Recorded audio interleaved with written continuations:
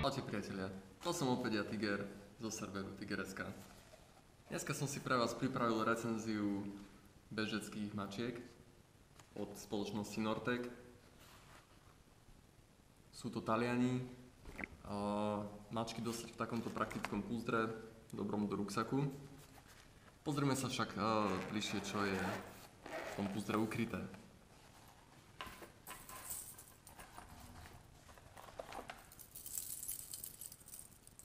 Takže, tí, ktorí ešte nepoznáte tento model bežeckých mačiek alebo takejto varianty mačiek, tak sa skladá z dvoch častí hlavných.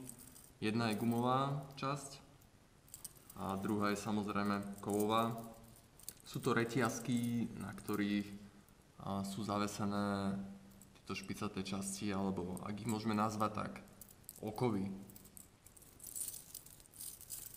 Na otázku, prečo by nám tieto mačky mali pomáhať, kedy a kde, je jednoduchá odpoveď, že mnohí, čo chodíte teraz na horské chaty, tak poznáte, že chodníky sú vyšmykané a šmyka sa na nich do takej miery, že ak sa venujete behu alebo turistike, je to otravujúce, samozrejme padať non-stop na chrbát, na zadok a zároveň to aj niekoľkonásobne zvýši vašu bezpečnosť. Určite ste zvedaví, ako sú vytvorené tieto mačky. To znamená, že akým štýlom je prepojená gumená časť s časťou kovovou. Výrobcovia na toto použili nity. Tie vám predstavovať predpokladám, že nemusím. Avšak z môjho laického uhlu pohľadu to vyzerá zatiaľ v poriadku.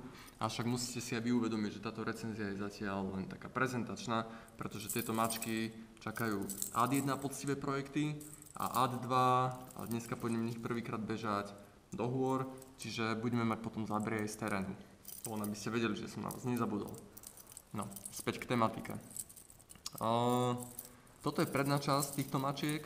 Je veľmi zaujímavé na nich, že je tu použitá ako keby takáto spona.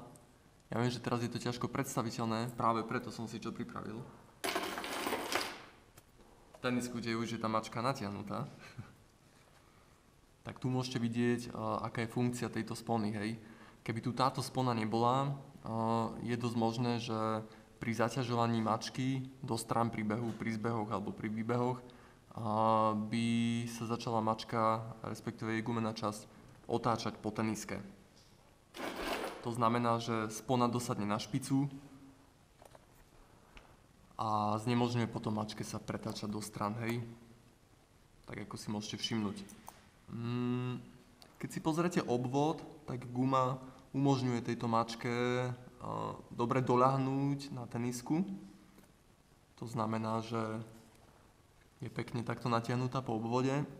Samozrejme, že sú konkrétne čísla na tieto mačky. Je tam rozsah, myslím si, že 3 čísel. To znamená, že treba si pozrieť adekvátne číslo, ak by ste si takéto mačky do budúca zháňali.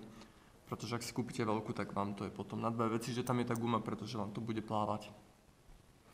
Vráťme sa však ku zadnej časti tejto tenisky, mačky, a všimnime si tento chvostík tu na, prasačí chvostík, tak vedzte, že to pomáha na to, aby ste si lepšie mohli uchopiť tú mačku a natiahnuť potom na pätu.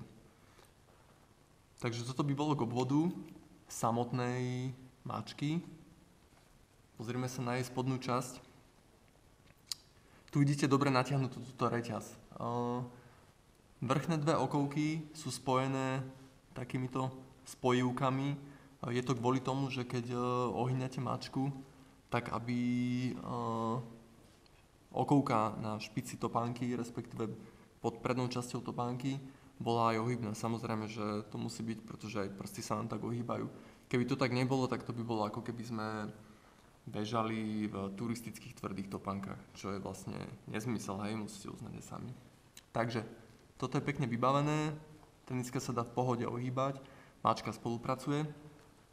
Predná časť týchto mačiek je spojená so zadnou časťou, boky sú pekne prepojené tiež voči gumovej časti, kde to je zase pospájané s nitmi.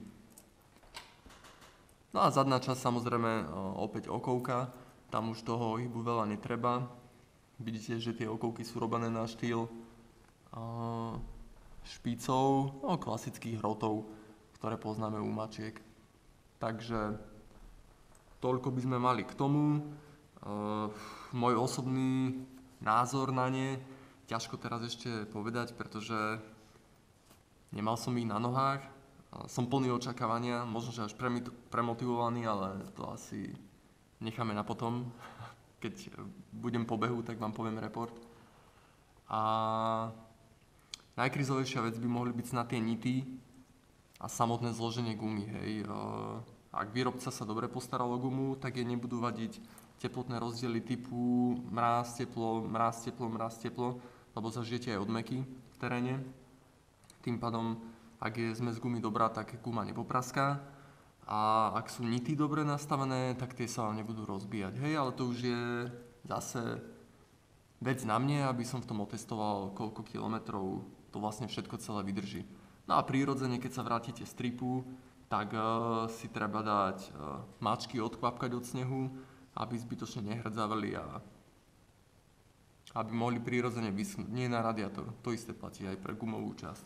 Takže ďakujem pekne, že ste zatiaľ sledovali tento výstup a tešíme sa na pasáž, kde budeme testovať Tiger.